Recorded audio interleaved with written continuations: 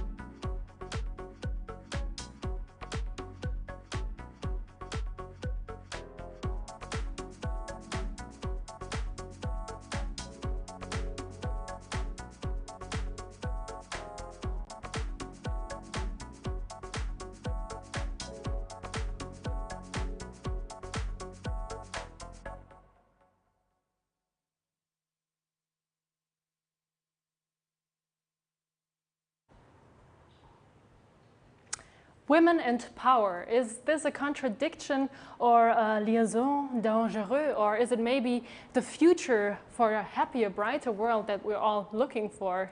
As for now, there are much more men in leading positions than women. Only 7.5% in the European Union of the CEOs are female, actually. But why is that? Is it because of us women who are not empowered enough or not confident enough to step up and become powerful? Or is it because of our definition of power, who maybe has been only shaped by men for thousands of years, and this is why we women don't feel connected to power? Well, this is the topic for today's discussion, and we certainly have the best sources of information here. 5 powerful women, 3 in the studio from Germany and 2 women from Ukraine and Georgia, and we're really looking forward to hearing from your experiences.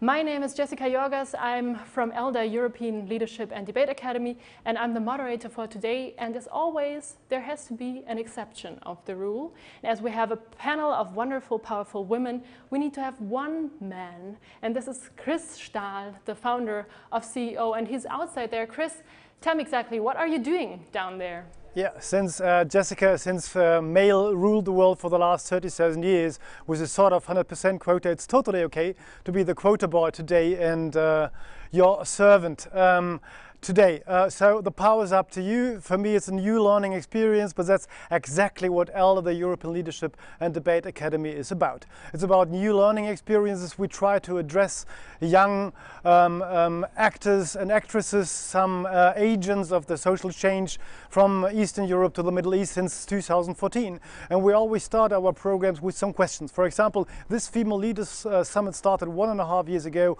with questions like, are you a young female female professional who want to become a female leader? Are you interested in exchanging with other inspiring young females from Ukraine, Georgia, Moldova, Russia or Belarus? And also, don't you only want to be part of the change, but be your change yourself? These are key questions from our Elder Academy. That's how we try to activate and empower a new generation of responsible and active, democratically educated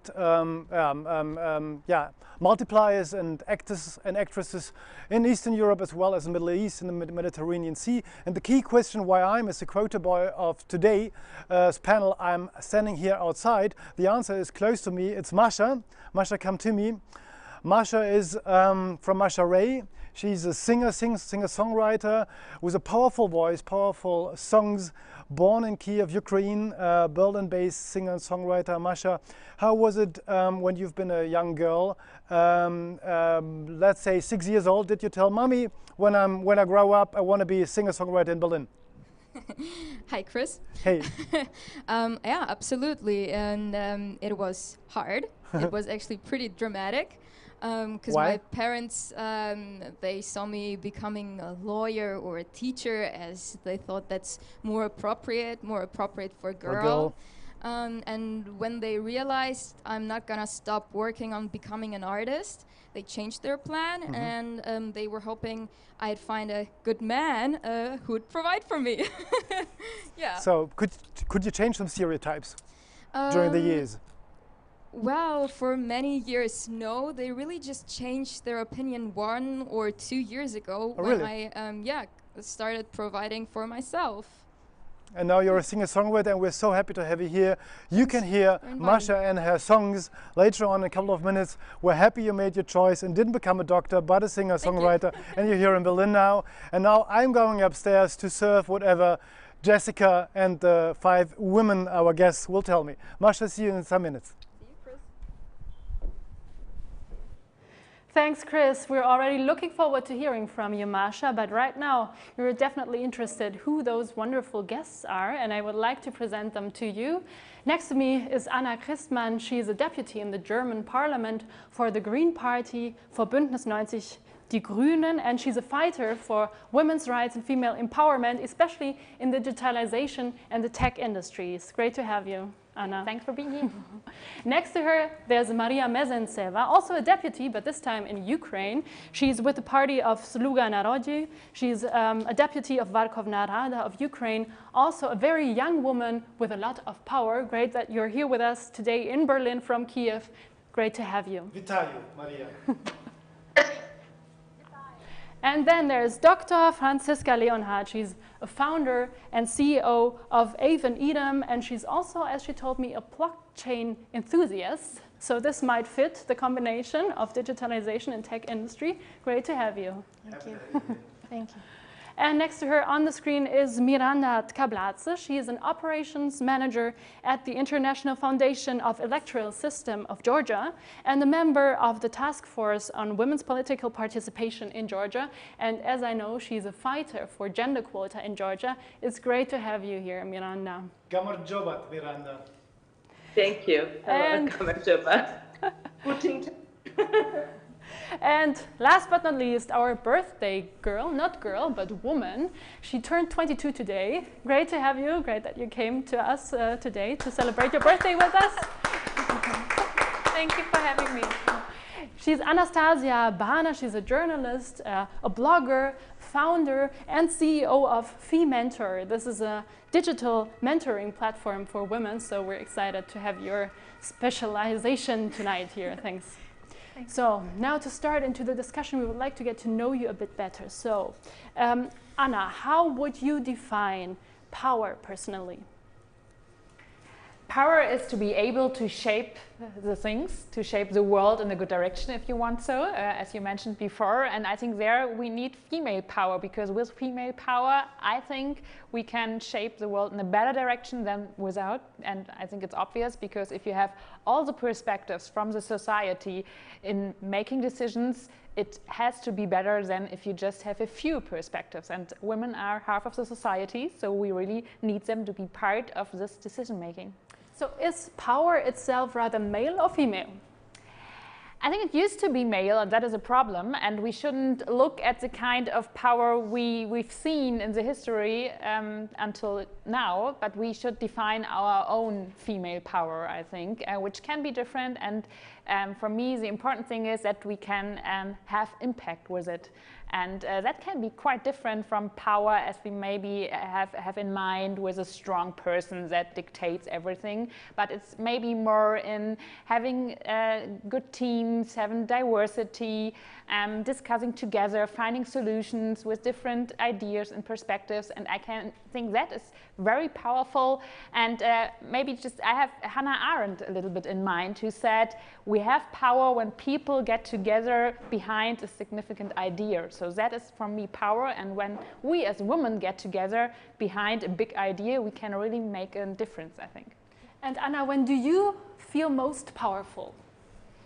Yeah, I think when I come together with different people that are also very interesting persons and who really want to change something, really want to get into things and get things done. And then when you come together and you can feel really powerful together, getting behind an idea and then getting things done. And this situation I really like, and that's what I try to do in politics, to bring people together and get them behind an important idea.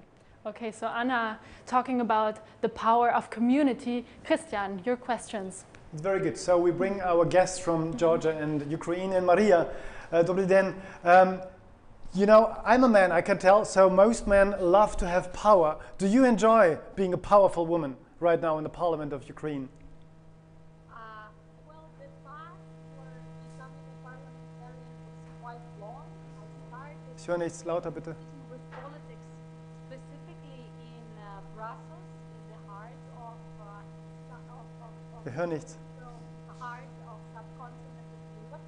When I was at my 20s, after graduated from my second master's, and then of course everyone remembered the developments in Ukraine, the revolution of dignity, and other important elements which produced decisions when more women could join politics. So for instance, right now we have a legal obligation of political parties to engage 1/3 of women at their party lists, regardless whether it's parliamentary elections or local elections. I do feel powerful when I achieve the results. For instance, yesterday, as a special school for kids who have problems with sight, we managed to deliver them a bus, which they waited for like 10 years approximately. So, you know, one thing is to produce a law when it affects the country in a year time, in 5 years. It can be anything: water quality, decrease in air pollution, CO2 emissions. Another thing is when you see happy eyes of children when they receive this bus because they need it. Maria. I think this is the essence of power, to deliver the results to those who are in need, if we talk about politics. Maria, Anna just said that power was for generations like a male-dominated term. Would you agree, and would you think that power is a good thing which should be reclaimed by women? I think the power doesn't have to have a gender, as well as politics and business. I think we are moving towards the society of equal opportunities for all. And I think the engagement of women are producing good results, good solutions, and we are in the general process of development, so we can achieve the goal. One of them is the Sustainable Development Goals for UN, gender equality, and I think it will benefit all the society of the whole globe. Do you have enough powerful women like you in the Ukraine in power in the parliament, or should you discuss about a quota, for example, as we have for the Green Party with Anna? Would that be a good idea? I think the numbers are growing. I just can give you the statistics from the recent parliamentary elections. So the number of women in the Ukrainian parliament grew up to 20.2%. If we remember the very beginning 30 years ago, it didn't even increase 3%. So I think that's a great achievement. Same goes to local councils, regional councils. And the most important, what I've witnessed through this 10 years in local politics and in the Ukrainian parliament, that we have to give examples to show that this is possible, not only in business and politics, but just, you know, sometimes the dreams have to come true. So women are not just created to go on with their family duties or being, let's say, good wives. Nevertheless, it's a common understanding in some Eastern European countries. But I think we can do better, we can do more, and the figures are showing the same. And would you like to become the first female president of Ukraine, Maria? We have many jokes about that in my family. When I was a nominee for city council, I said, well, this is my first and last 5 years in politics. I'm done. I'm coming back to business for real. Then parliamentary elections arrived. I won again, and I said, okay, this 5 years will be enough. I will do my plan, and that's going to be it. You know, once I'm engaged, I think the goals are changing. Okay, I'm wonderful. not saying I will be the first female president, but definitely I do really know what I want to do for my country. That's really good. And if you want to meet some powerful female founders in Germany, don't hesitate. We know some. Thank you so much, Maria. Jessica. For example, Franziska, who is a founder and CEO, and in that position, I imagine you have a lot of power over your team. Do you enjoy having this power? When we talk about power, I think it's super important to see that it also has a lot of responsibility. So during the last month, really enjoying being a CEO, I don't know who did, but it was really difficult waters to sail. And I think you have to remind yourself that, you know, when you make a decision, it has to be understood. It's, you know, like, and I think there's a huge difference between how we, as a female CEO, make decisions and how maybe male make decisions. I think it's a lot of collaboration involved, and I think this is, you know, a really great thing. So I try to, you know, not enjoy the power, but rather see myself as the one who has to fix whatever goes wrong, in charge, you know. So I think the title is a nice thing, but it comes with a lot of downside as well. So you have to choose wisely what you give from this power, and, you know, what you also take. So who was your inspiration to take that step? Did you have kind of a female figure, a female superpower figure? You know, I think the real female power is authenticity. So it took me really many years, and I probably, you know, this is something I keep saying, but people don't want to hear it. I had a lot of insecurities about, will I be the right woman for this job? Will I do it well? Will I do, you know, X, Y, Z right? And I think no man would have ever wondered. And I saw this throughout history. You know, I was also a general counsel at a big firm, a tech incubator. And, you know, whenever I wanted to promote a female, the first 3 things she was telling me were, why can't I do this job? So I can't do this, I can't do that, I can't do that. And whenever I wanted to promote a male, he was asking me, why am I just getting this and not that? I should be, you know. So ultimately, for many years, I was struggling with this kind of myself, you know, knowing your worth, knowing what you're up for, what you want.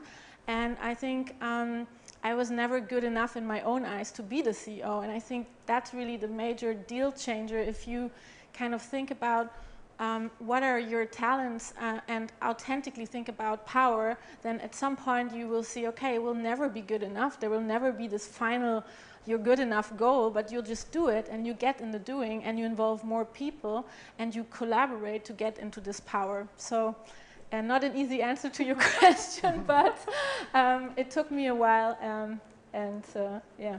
But a good one. So you said to you female power is authenticity. Yeah. When do you feel most authentic in your job? I really love to get things done. So I think it's amazing if you collaborate as a team, if you bring your strengths together. And I really enjoy, so when I came to the last place where I worked, you know, there was only males. I hired a lot of females. We made it 50-50, and it completely changed the atmosphere of how things got done. So I think ultimately I love getting things done. I love results.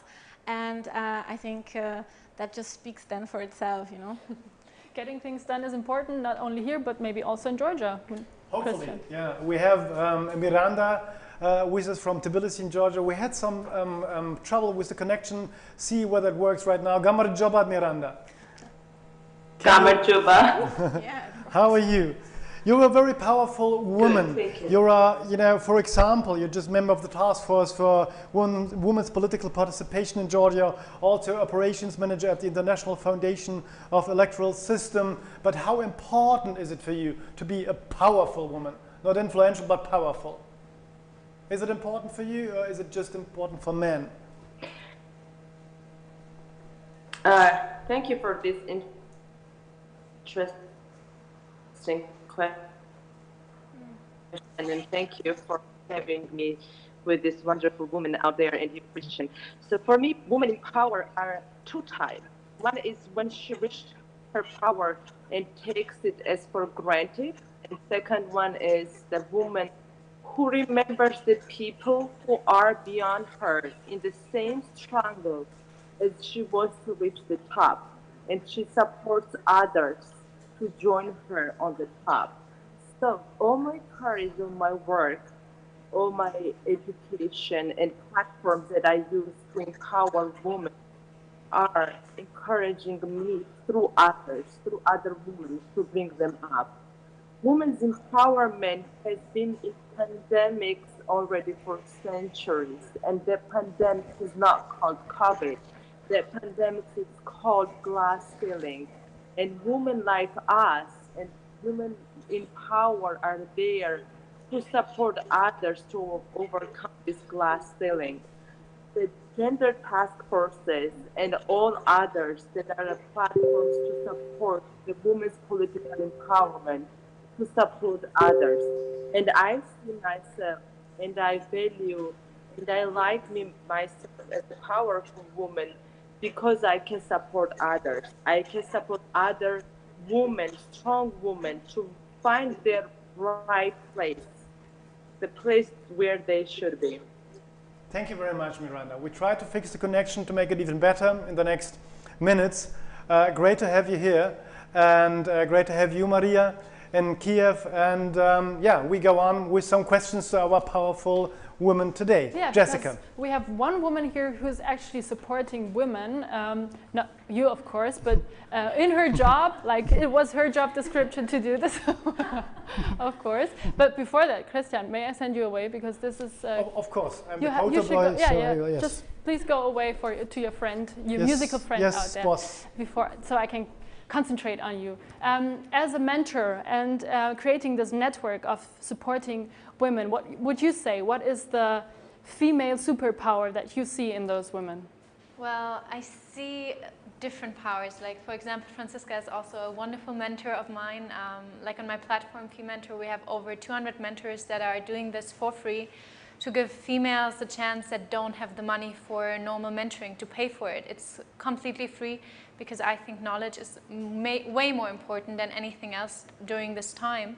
Because it's so important to have like young females have a mentor that is a role model at the same time, that is being a mother, that is being a friend, that is being a soulmate, that is being someone that you can learn from, and being also a CEO. I have mostly CEOs and founders in my mentoring network, and it's like incredible to see everyone has like strength, everyone has a soft side, every one of them is like really feminine, and that's something I really like. That's why I'm dressed like this at the moment, because I'm trying to show you can be feminine and also like a CEO, and that's what I think is very important, especially at a young age where you often are judged for your appearance, for social media pictures, and that's something that is important to me, to show that you can be both. You can be pink, but you can also be CEO.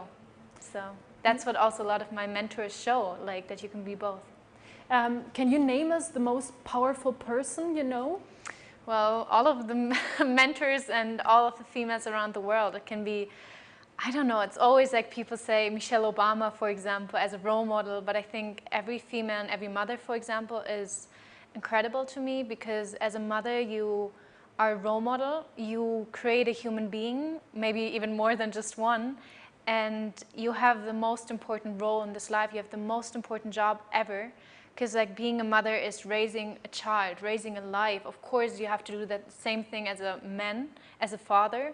But I think when you ask about who my female motivation or my female, like, I don't know, females are that I look up to, it's like mothers in general. Yeah. Okay, so you were talking about mothers, about men, and if we should still difference that a bit more, who is more powerful, Angela Merkel or Emmanuel Macron? Well, that's a difficult question because I think feminism, first of all, is not about who's better and who within the genders is better. I think it's about, well, Angela Merkel is in this role since 2005 and Emmanuel just since 2017. So maybe that speaks for Angela Merkel.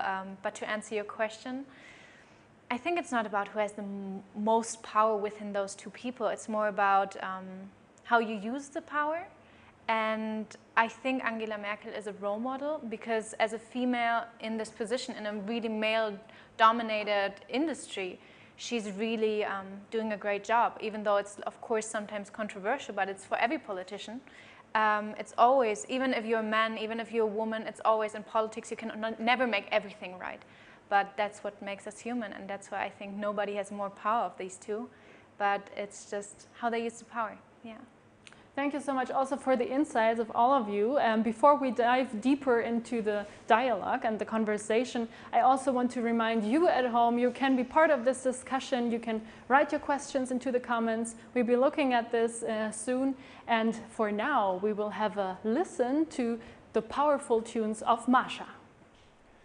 We will, Jessica. I hope you can understand me upstairs because downstairs is much nicer and very powerful here.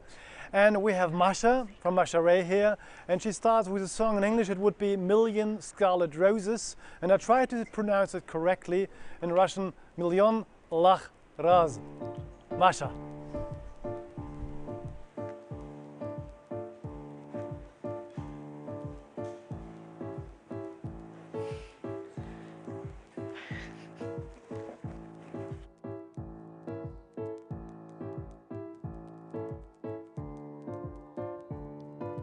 Жил-был художник один, домик имел и холсты, но он актрису любил, ту, что любила цветы. Он тогда продал свой дом, продал картины, и на все деньги купил целое море цветов. Миллион, миллион, миллион алых роз. Из окна, из окна, из окна видишь ты.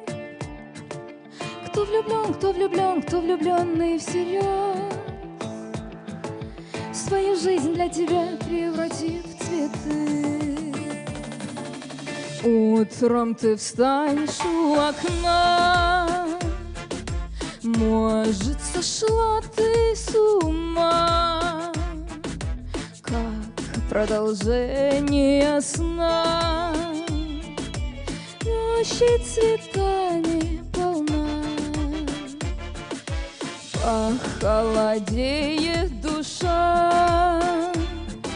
Что за богач здесь чудит, а под окном чуть дыша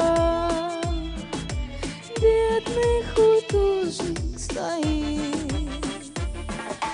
Миллион, миллион, миллион алых роз. Из окна, из окна, из окна видишь ты.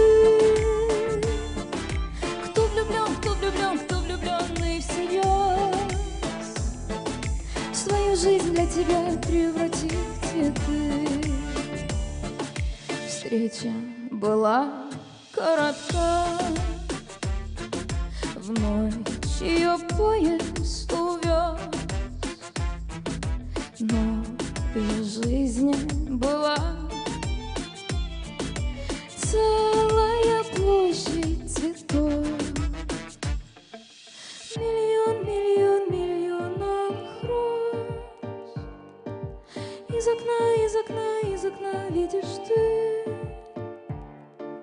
Кто влюблен, кто влюблен, кто влюбленный всерьез. Свою жизнь для тебя превратил в цветы.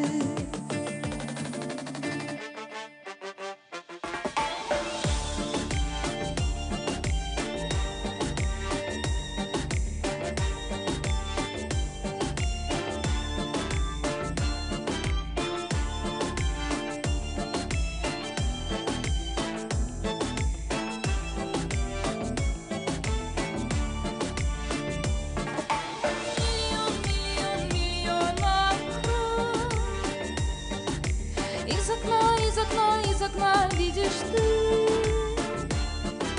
Кто влюблен, кто влюблен, кто влюбленный всерьез. Свою жизнь для тебя превратил в цветы.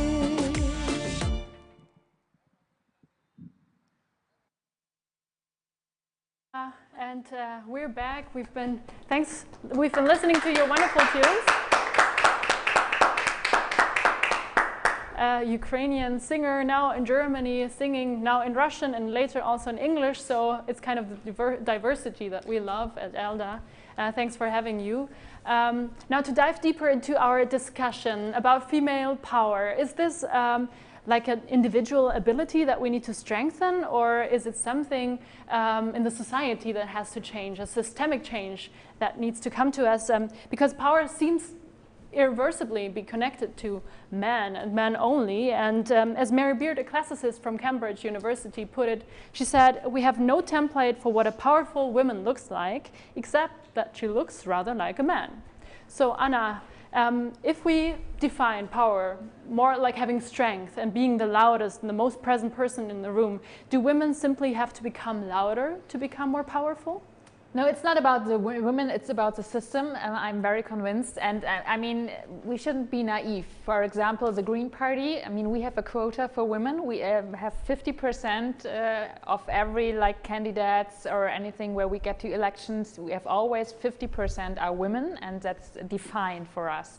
And without this rule, we wouldn't be there where we are right now, also at the Green Party. It's not that we have like a paradise where women get into power very easily and it's getting everything automatically. No, it's about the system. It's about supporting each other and getting to a system where everyone can and is able to participate with the strength and the power that he or she brings in and has. And so it's, of course, we should be loud as women, and I'm also like taking my part in being loud and trying to get to be heard, but it's more about also having a system that is accessible for women and that doesn't like put them to the side. Yeah, because actually the system is what it is nowadays. The world is still quite predominantly male. And example for you, Franziska, how was it for you as a founder? We know that venture capitalists are more male and getting funded. I imagine this was probably difficult because men like to give money to men. So did you have to act more like a man to get funding? So first of all, I try to really be myself at all times, and I don't feel that I look like a man, and I don't think this should be necessary to obtain funding. However, having said that, this is like the ideal world, and we're not there. I think we're working on this together, and I think that's really important to do it in this collaboration of women and men. And I had a lot of, let's say, funding talks where I was asked questions that were really super inappropriate. So from ranking from little bit inappropriate to super inappropriate probably. And what were those? You know, like how are you planning to raise your child? Isn't she still very young?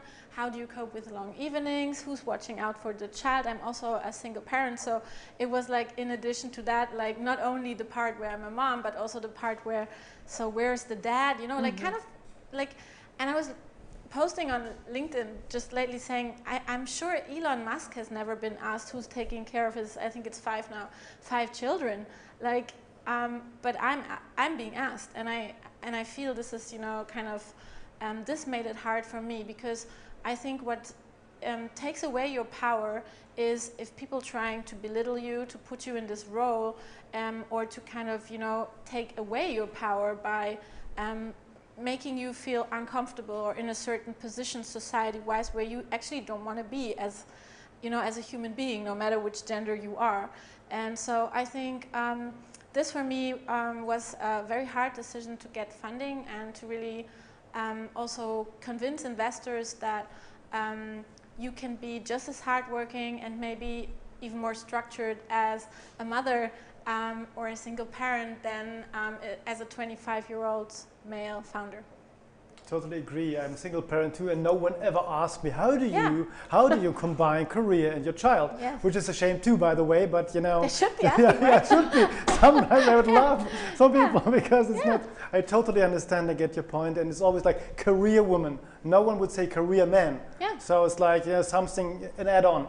So Anastasia, what are the obstacles, or what have been the obstacles for you to become this, you know, powerful woman, which you are already with 22? The different generation, is it different? It is. Are there obstacles? Well, Maybe Gen not. Z is definitely different. Like, I think we're more confident. At the same time, we're really insecure. But I think it's been very hard for me as a female because I was 20 when I founded. I was super young. I didn't know much about funding. I didn't know UG, GUG, what is there on the market? What can I do? There's not a class in school where you like teach that. Of course, you can go to university, but what age would I have when I would finish university and then know all of this? So I just decided to do it and go without funding because I knew a lot of people in VCs and so on, and I decided against it. I said I want to build it on my own. I want to have all the power because if VC, an investor always takes a bit of power away, and I didn't want that. So it's been not a bumpy ride, to be honest, because standing up for myself and for all the females that are in the background of Fementor has been very easy because I've never, like if someone is not trying to support us as a whole team, as a female supportive team, I don't want to work with them. And at this moment, we turned 1 year old like last month, and at this moment companies like McKinsey are interested to work with us, trying to raise up the female quota also in German companies. A lot of companies decide against it, and that's right now my fight, for example, to help companies find more females in different age groups, like mothers, like young, like talents, and yeah, every kind of age group, because we have mentors and mentees between 18 till 60, and I think that's very important. Maria, in Ukraine, in the parliament, because Anastasia just mentioned the mothers and grandmothers, and what I have learned as part of the European Leadership and Debate Academy when I've been in Ukraine, in Russia, in Moldova, and Georgia, that a lot of young women say they get pressures not only from the male-dominated society, but also from their mothers and grandmothers, which somehow say, girl, be beautiful and not clever. Take care of your husband. Don't be too loud. Don't be too intelligent. Don't study. To take care of the dishes and the household. Is this only my impression, or does this exist? Maria. Are you still muted? We cannot hear you right now, Maria. We can't. Maria, I think you have to demute. We still can't hear you. Try it again. Maria, 1, 2, 3. No. Test, test, test. We still can't hear you. You're not muted, are you? You're not muted. I can read it from your lips, but I still can. Maybe is somebody here who can read from lips, then you can translate. We try to fix this. We try to fix this with our crew. Backstage, very sorry. We come back to you in a minute and try to fix this. One question I have to all of you, which really strikes because I read this wonderful book from Yuval Noah Harari, this professor, best-selling author, and also historian from Israel.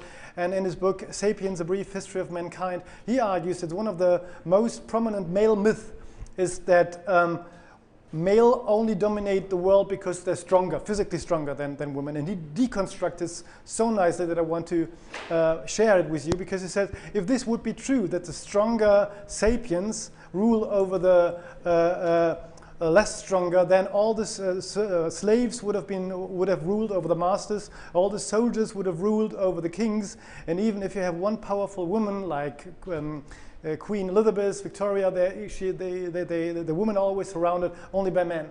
So that strength, actually, if you look back in history, it's a sign of weakness and not of power. So what do you think about this thought? I thought it's really interesting.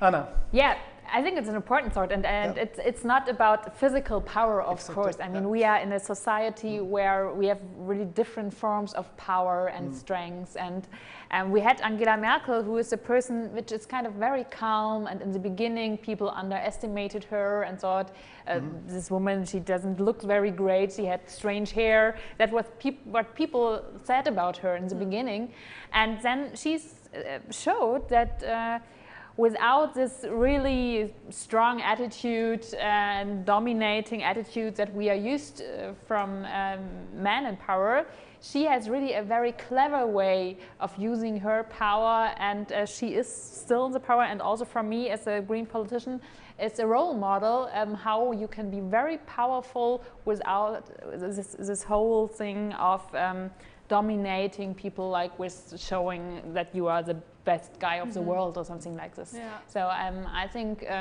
it's really an important point, and it's something we as women should always be very aware of, that power is not physical strength, but power is how you use your strengths that everyone has and bring them into debates, into decision-making processes we have in our society. But what about female networking, Franziska, Anastasia? And give me a sign from our crew if we can, or we can't. Sorry, Maria, Miranda, we come back to you soon. What about female networking and female bonding? Does it already, of course it exists. Anastasia, you work with this for years now with Fementa, but is this already like equal to the male form of networking? Of course it differs, maybe Anastasia. But why did you start, maybe this question, why did you start with reverse mentoring for only females? Well, I founded it because I always had mentors. I come from a wealthy family, so I've grown up with money in the background. I had always mentors. I had, my mom is a PR agent, so she always took me to events, you know her. I've met Gorbachev, the Queen of Sweden sent me letters, so I had like a letter friendship with the Queen of Sweden. And so this was pretty usual for me, pretty normal. And I always had, the more followers I had on Instagram, I saw that a lot of females don't have that they don't have contacts, that they're the first ones that ever studied, for example, in their families. And for me, it was very important to give them a chance, to give them the ability to have a network that they maybe would not have built up that easily like I did, because I had like a family in the background that gifted this network to me, and a contact book full of really interesting females. And that's why I started. And I think you probably have never been at a female sleepover, but we are incredible. We are incredible at networking, like painting our nails. Asking, do you have a tampon, is like asking, do you have a cigarette or a lighter for me? It's like really, you come together, you have different talks. As soon as a man is in a room, the talks switch up, you get quiet, you let the man speak, you don't interrupt. That's like a female thing, we don't interrupt. That's something I'm learning at the moment, because I have a lot of meetings with men and I'm always practicing to interrupt them, because they do it to me too. So I'm like trying to raise my voice. But for females, we don't do this. We let each other finish our sentences while painting our nails, or while, I don't know, not hitting each other with pillows, because that's just the fantasy men have. Yeah, I think we're great at networking, and we are so, even my generation, we're so great because we have so many opportunities to do it. We have Tinder, we have Instagram, we have Snapchat, we have apps where you can meet people from all over the world that you've never spoken to, and you don't have to speak to them ever again.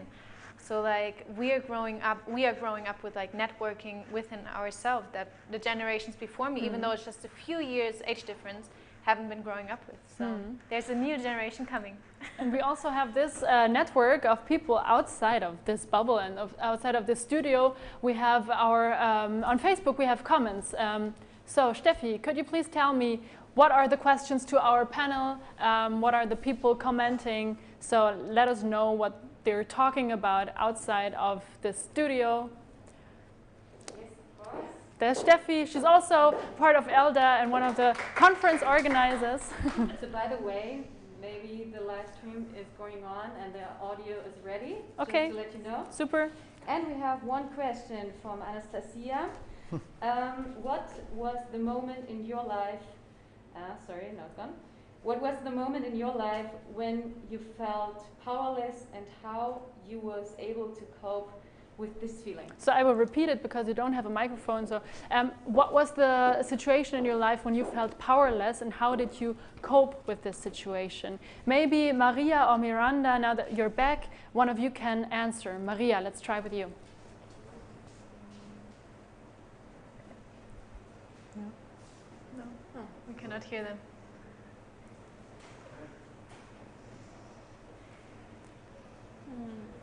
So we still cannot hear you in the studio. This is the moment of being powerless. Yeah, this is what powerless feels like. Thank you for the question, Anastasia.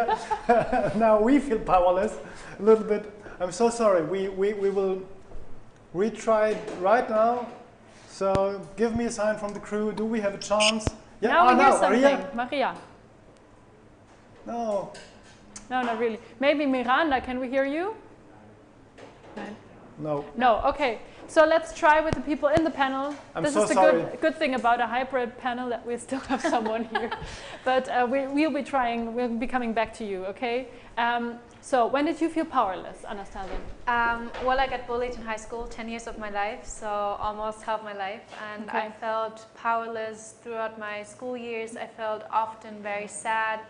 And I think bullying is something that weakens you for your life, for the rest of your life. When there's a room full of people that laugh, I think it's about me. So every time I get into those kind of situations that are similar to this, I feel very, very unpowerful, and getting this power back and taking the strength that is within me is like a fight that I fight every day, but it is there, and I think it's very important to like take the power back from me. But of course, that are situations that are always coming up, and that's when I feel most powerless. And how did you cope with it? Was there a trick? How do you cope with bullying, I guess? Yeah. Talk about it. Yeah, it's a huge topic. No, I think it's been very important for me to open up about it, because a lot of people have had this experience, and a lot of people are not brave enough to talk about it because they're ashamed. They think something's wrong with them. There's nothing wrong with you. There's something wrong with your bullier or the person that does this to you. So I cope with it about talking to it and knowing that I'm going to help other people that are having this issue when I become older. And now I'm 22, turned today, and I am an ambassador for an anti-bullying platform, because I think it's very important to learn from my mistakes, learn from things that I went through, and maybe be a help for someone else. Yeah. Okay, thank you for sharing this with us. Also, Anna, you're very powerful, you're still very young, so there is a small line between being powerful and also being alienated. So how does it feel for you with other women? You know, there's sometimes the situation when one woman is very powerful, that there are many critics. Did you have this experience, and how did you deal with it? For me, it was always not a problem with me as an individual. Like, I haven't had often situations where I felt that it's me as a person that is powerless in a specific situation because I'm a woman or something. It is more that I feel powerless when I see that how the system still makes it so hard for women to really get in power. And we just had last week, we had the elections in Stuttgart for the mayor. And we had 4 candidates, 3 men and 1 woman. And the woman was the one who got second most votes. And now there's going to be a re-election because no one had 50%. And who went out of the election? It was a woman. And now we have left 3 men. And 2 of them, they had less votes than the woman. But there was so much pressure in the public debate that the women, she didn't perform enough, and that she should go out of the race because the men, they will do it and they will be successful. And that was for me really hard to see that we are still at this point, that it's a woman who gets the most pressure, also from like within our party. It was really a hard situation. And then I think, oh my God, I thought we were a little bit more better off with the situation of women in power. Okay. We talking about female power leadership, women in power, we have to talk about role models and superheroes. I hope we get Maria and Miranda in again, talking about superheroes or superheroines, which is not a drag, but the female ending of superhero.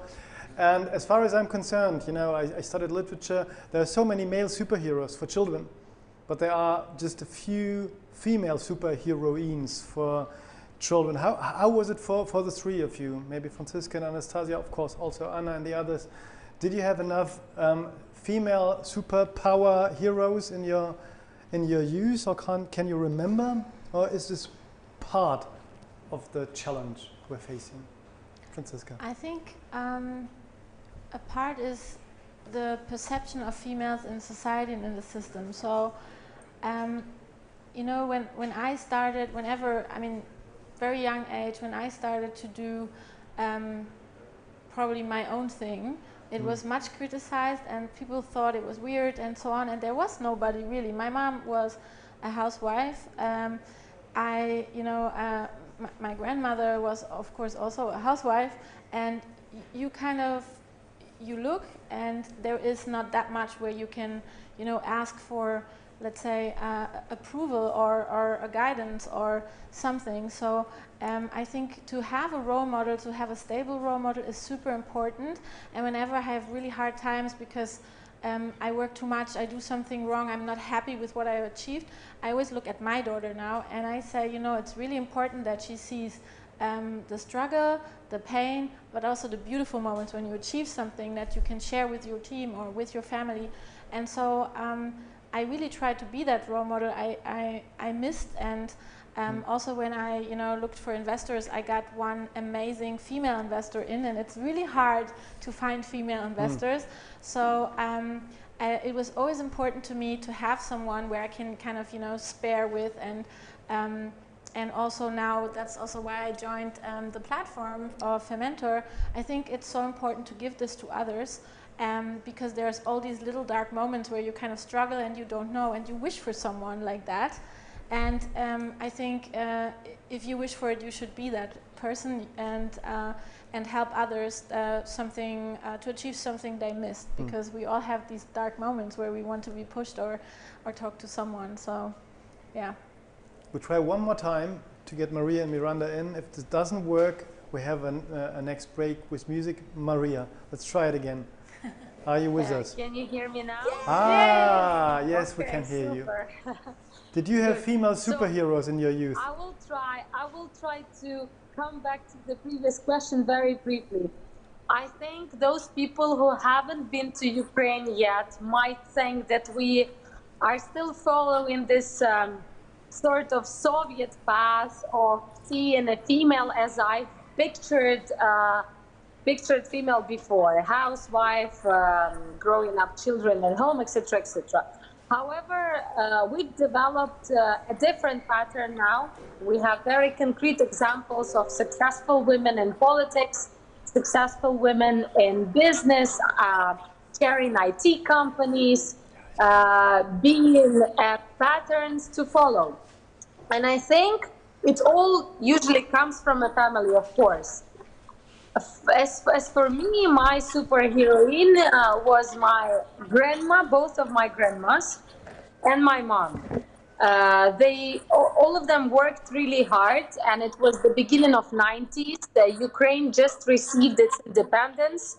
It was a very huge, let's say, so the various problems which were connected with financial issues, social issues, the situation was very unstable.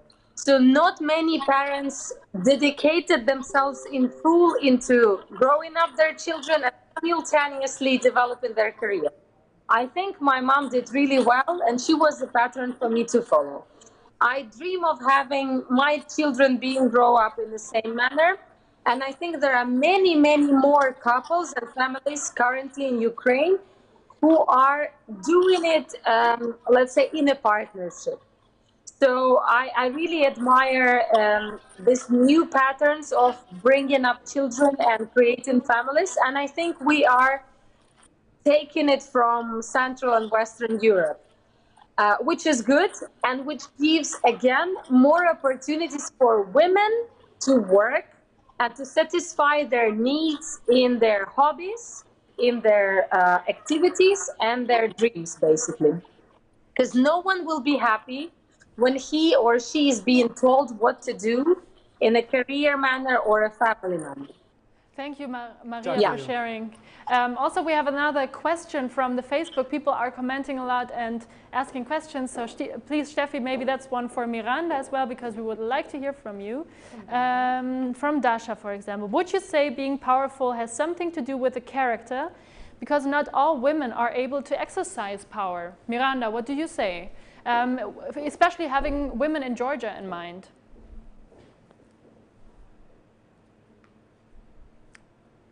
Miranda, yes? We cannot hear you now. Maybe take your phone. We cannot. Again, we have some trouble with the connection. So this is the feeling. Okay, Miranda, we cannot hear you now. Let's try again later. But maybe Maria, you also have an answer to this question. Now we'll go down to Masha already, because we're running out of time. Go to Masha. See you in some minutes. See you in some minutes. Before we will hear our single, I would like to hear from you. Do you think that women are just not confident enough, or that some traits of women are not enough to be powerful or to feel good with feeling powerful? You know, I will give a very short example from my recent experience. We had the local elections all over Ukraine for city, regional councils, etc. And there was a presentation of one magazine, and I became on the cover of it. I've invited many females whom I think needed to see that they are powerful enough to try themselves in the politics. And at this presentation, I met one lady who runs an NGO who helps other women to succeed, but she never tried herself in politics, even though she really wanted to. So like this, we decided that she's going to run. And she passed through the roller coaster of interviews and many other things. She obviously had difficulties in rising up some funds for her campaign, but she did really well. Unfortunately, she wasn't elected. However, she definitely knows that she really wants to try again, and her expectations are rising up. So it's not for the city council now, but probably in the future for the parliament. This real example from life shows that things can be changed immediately. It's a matter of fact that you meet a person who will tell you that you can, that you really can. Thanks, Maria. And you are one great role model in Ukraine to step up and to support other women. That's great to know that you're doing the work out there. I think we will come back to a conclusion or to look into the future in some seconds. But for now, we will have another listen at Masha, who is also from Ukraine, like you. So two Mashas from Ukraine today here. But she's here in Berlin, standing right at the River Spree, and she will be performing for us right now. Yeah, we're performing here already for some minutes because it's getting cold here, Masha and me. But we will hear now another song from Masha. It's about female empowerment and it's called Eye Candy. Masha.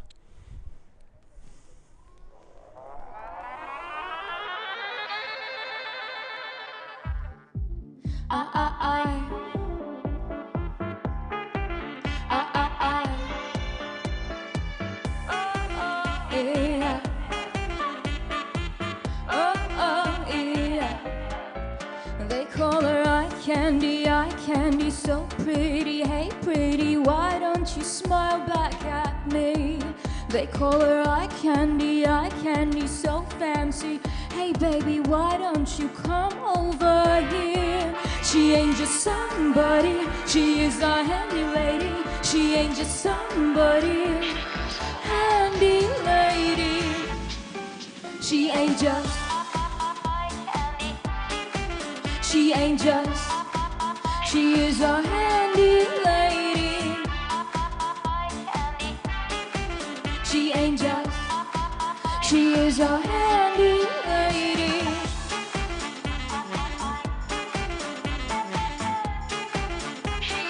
Handy lady.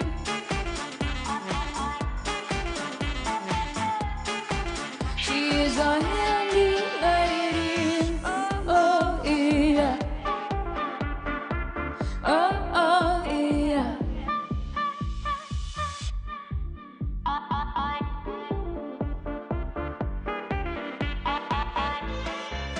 They call her eye candy, so pretty. Hey pretty, why don't you smile back at me?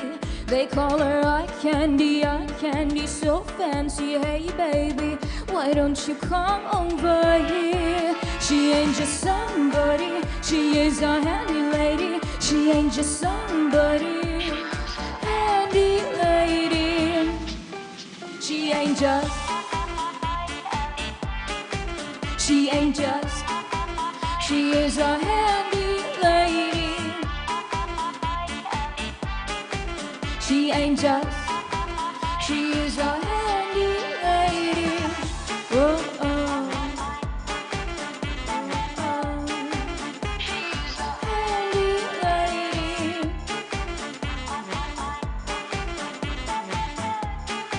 She's a handy lady. Oh, oh, oh, oh, oh, oh, oh, oh,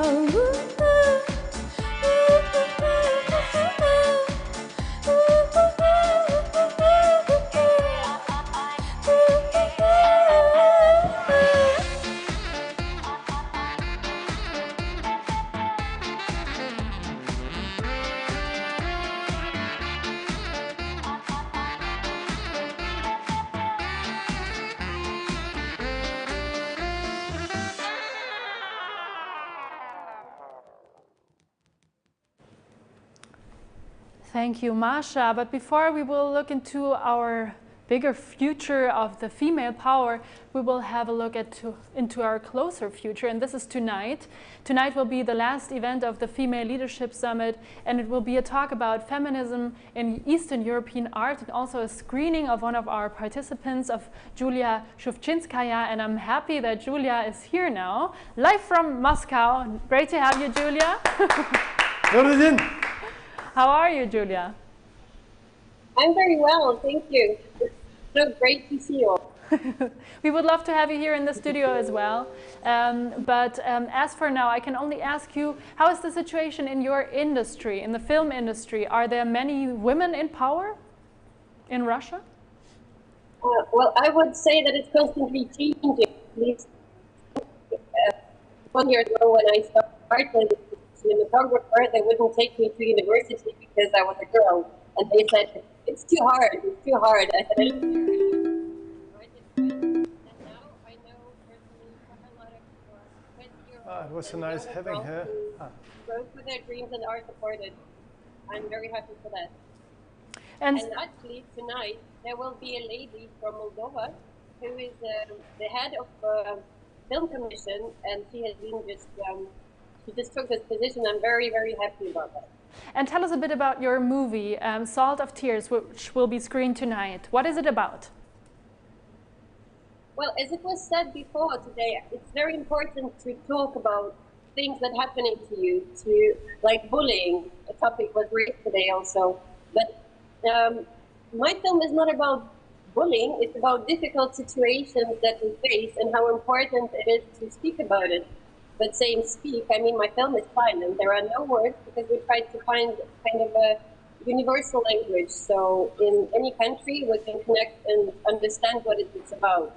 It's an experiment, so I will be very, very happy to hear opinions and to know how it's going, how it works or it doesn't. And after the film, we have a meditation because it's quite an emotional project. And we take care of our audience and ourselves as well. So it's like art experiment. I was happy to see this film before. Julia already showed me, and it's really powerful, I can tell you. The good thing is it has no language in it, so it's just with music, so everyone can see it. It's a short film, and I'm really thrilled to see it tonight also on Facebook with everyone. But tell me about your event and the talk. It's called Feminism in Eastern European Art. Well, I know that a lot of you from Eastern Europe still have problems with the word feminism. Why is that, and why did you still choose this name for your event tonight?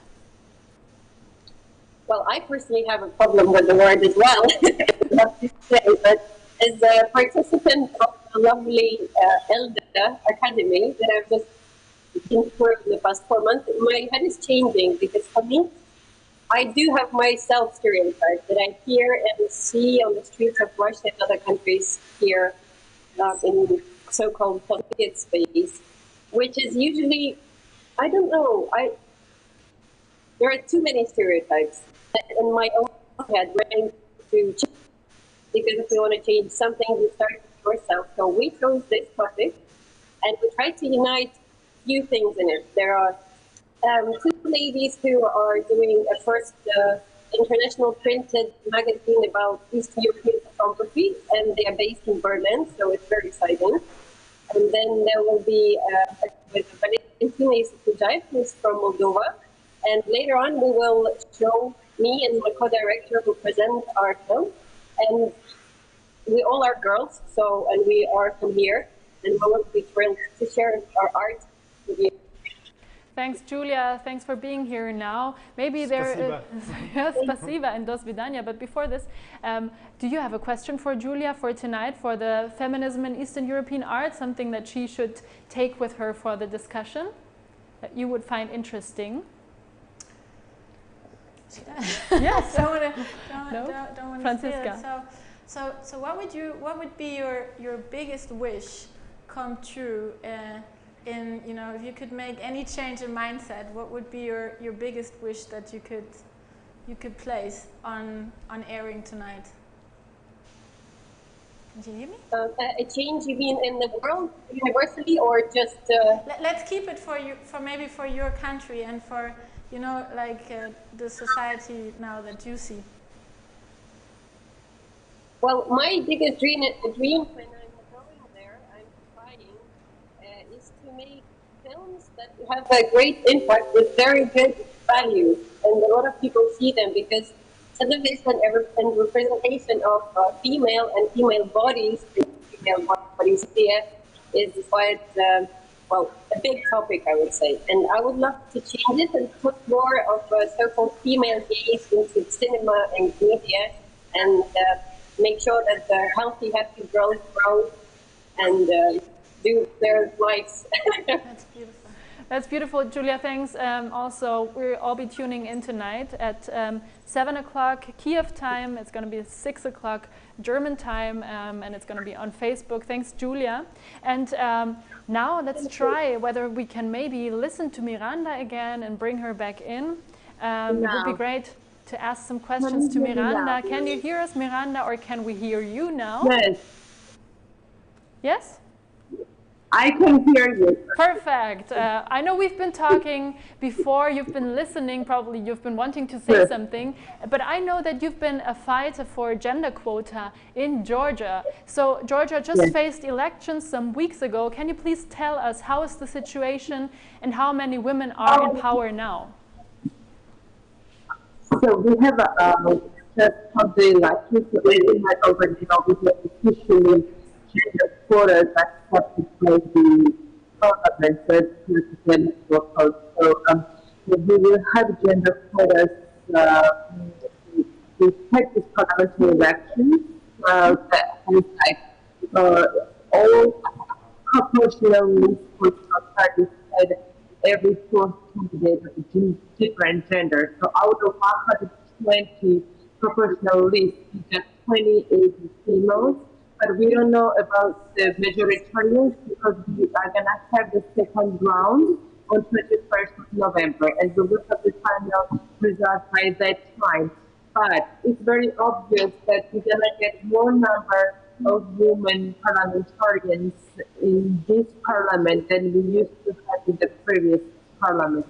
Previously, we had only 14% of women in the parliament, and through gender quotas, it will ensure that it's going to increase around 20% of women MPs, and it's going to increase by the years. And we're going to have more women representation on a local level. That means like we will have at least 50% of the proportional list of women representation on the local level, which is critically important. As women's representation in local elections, I mean, in the different cities, not in the parliament, but the local elections was dramatically low. Women, as in many other Eastern European countries, in Georgia also remain to be and to remain somewhere in the political party and not in like this. So women, even though they were qualified or not, they did not have chance to end up in the list of the party. And if they ended up with 20, 30 other places that was almost impossible to go to get in the representative body, in the parliament or in the local authority. Now these gender quotas, official and the gender quotas ensures that women get the right places in the parliament, in the local elections as well. Moreover, this gender quotas law also has a financial incentive, so the political party that has every third candidate of a different gender receives 30% additional funding. That means that the political party has 30% additional money to increase political parties' democracy and to support its women candidates and the women within their party. There has never been like this before. Mostly we had this amendment before, but only one political party was using this. We completely rely and really hope, not like race party in Germany, that's a way to go and like really do this, and it's a huge achievement that they don't have like gender quotas within the party, but these amendments that the international organizations have fighted for, we really hope that it's going to work and it's going to really make changes. Of course, we are trying to achieve the SDG 5, which is minimum 30% of women's political representation, and at this stage, we are not even close, but we are step ahead. We are moving forward, and we really hope that by 2028 we will have at least 40% of women's political representation in the parliament. For your great work and your fight for gender quota in Georgia, and also your trick, the way you trick it into the society, it's really nice. Yes. It was not easy because, as you know, Georgian society are you still speaking quite masculine. And Georgian society is very masculine, and fighting for women's rights, standing up and being woke up and standing for your rights is critically hard in this type of societies where male-dominated societies, because in ethnic minority regions especially, traditional norms are very active, and the women experience violence from their family members because they want to be part of the community. They want to stand on their peers, and they want to make politics. So this is the reason. Sorry. Yeah. We're just running out of time. I'm so sorry. To be the man again to interrupt a woman. I know I got, they will hit me here in the studio. Yeah. We only have 5 minutes left, so. No, I finished. Maybe it's technical. Yeah, the connection is a bit a problem. It makes us feel a bit powerless today, but this makes us hope even more that we can see each other in real life again, maybe next year, maybe at the next ELDA event. But I think we all have hopes and wishes for the future, apart from COVID-19 ending, of course. We also have hopes for female power. And so I would like to ask you, Anastasia, what would you wish in 50 years, if you picture yourself in 50 years, and what has changed for women in power? Well, I wish that there's not only 30% female quota in companies, but 50%, because at the moment this is like a rule, and I wish that this is not, that this doesn't have to be a rule anymore, that companies see the benefit of females, and I think when companies understand that, society will, because companies are most of the time the last ones to understand that, and that's why I hope like we don't have to put rules anymore, that females become powerful, and yeah, that's my wish. Thank you, Anastasia. 50% is already happening in the Green Party, but Anna, for your granddaughters, what would you wish? Which obstacle could be pushed away and swept away in 50 years? I would wish that we will have won the fight for that every girl can feel that she can do whatever she wants, and that every kind of thing that she imagines she want to be is okay and is normal, and especially for us, for example, if she want to be a techie and developing codes, then that will be fine. If she want to get into politics, then that will be normal. And I hope that we are getting there, but we need a lot of pressure, I think, to get there. Yeah, thanks, Anna. Franziska, if we look into the Facebook archives in 50 years and someone will see this discussion today, what do you wish will she or he take with her from our discussion? I could imagine them saying, is this a movie? What are they talking about? That would be great, right? So, you know, overall it should just be power. It shouldn't be female, it shouldn't be male. It should just be power, and, you know, every young girl that wants to achieve it. And, you know, power can also be the control of your life, can be whatever they want to be, not only a techie or also a mom, or also, you know, whatever you want to be. You can be that, and it doesn't matter who you are, what gender you are. That would be great. That's a perfect ending for us.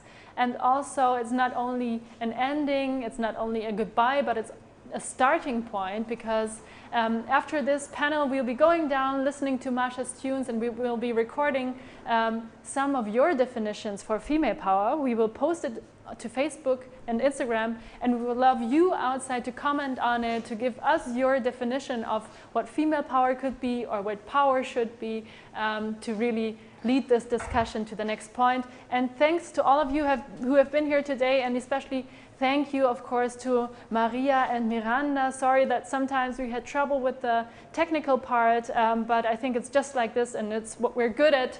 As females, we're good at improvising, and the men too, of course. You're included in this, Chris. So thank you all, and goodbye. Tschüss. And nach Wamdis. Nach Wamdis. Tschüss, bye. Thank you, bye. And now the servant will lead the quota boy down there to Masha. One more time. Eugene, where's my personal cameraman? I don't want to be the only male slave here. Already.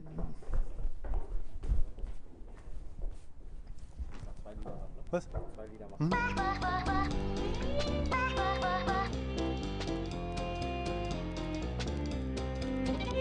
Не встретишься ни в парке, ни в ресторане. Подумаешь, они ведь слишком старые, но нет, глаза и уши, их везде. Бабушки, бабушки, бабушки, ба-ба.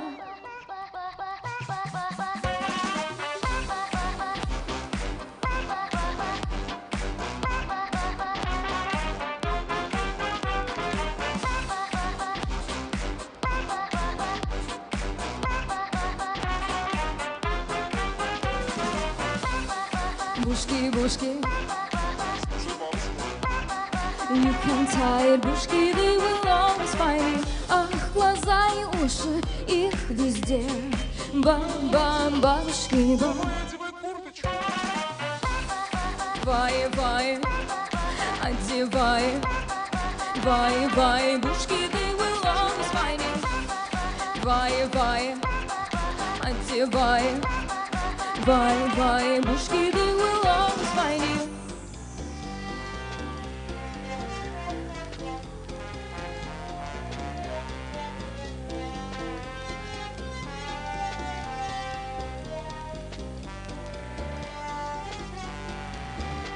Не встретишься ни в парке, ни в ресторане. Подумаешь, они ведь слишком старые, но нет, глаза и уши, их везде.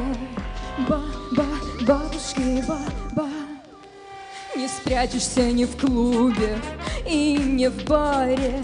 Подумаешь, они ведь слишком старые, но нет, глаза и уши, их везде. Бабушки, бабушки, ба.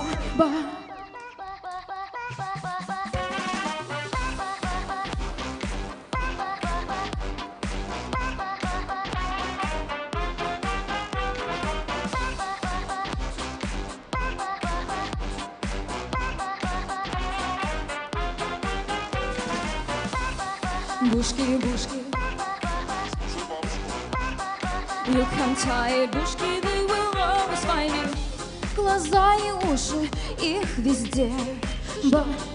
Бабушки. Бушки, бушки. You can tie it, bushki, they will always find you. Vai, vai, одевай. You can tie it, bushki, they will always find you.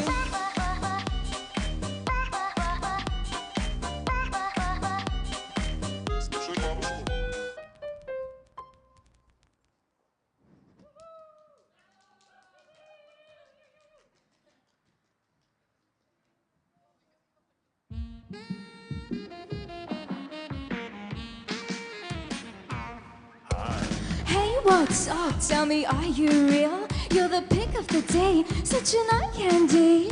My last match also seemed to look like this. It turned out he had a Photoshop degree. Shit, you're so different, perfect just for me. I can tell from our four similarities. You like me flex? Come and let us chill. That is how all modern love stories begin. Like me, baby, please swipe me. Like me, swipe me right. I want you to like me. Oh, please, baby, swipe me right. I'll do you good, I'll make you proud. Till the lights go out. I want you to like me. Oh, please, baby, swipe me right. I'll do you good, I'll make you proud. Till the lights go out. Once again, it's only chips and me. World Wide Web, give me the man I need. One more leg left, so attention please. Better choose someone looking a bit desperately. You're so different, perfect just for me. I can tell from our one similarity. You like the pizza? Come and let us eat. That is how all modern love stories begin. Like me, baby, please swipe me. Like me, swipe me right. I want you to like me. Oh, please, baby, swipe me right. I'll do you good, I'll make you proud. Till the lights go out. I want you to like me. Oh, please, baby, swipe me right. I'll do you good, I'll make you proud. Till the lights go out. Like me, baby, please swipe me. Like me, swipe me right. Like me, baby, please swipe me. Like me, swipe me right. Oh, it's a girl. Never mind. Like me. Oh, please, baby, swipe me right. I'll do you good, I'll make you proud. Till the lights go out. I want you to like me. Oh, please, baby, swipe me right. I'll do you good, I'll make you proud. Till the lights go out. Like me, baby, please swipe me. Like me, swipe me right. Like me, baby, please swipe me. Like me, swipe me right. Thank you, спасибо, danke.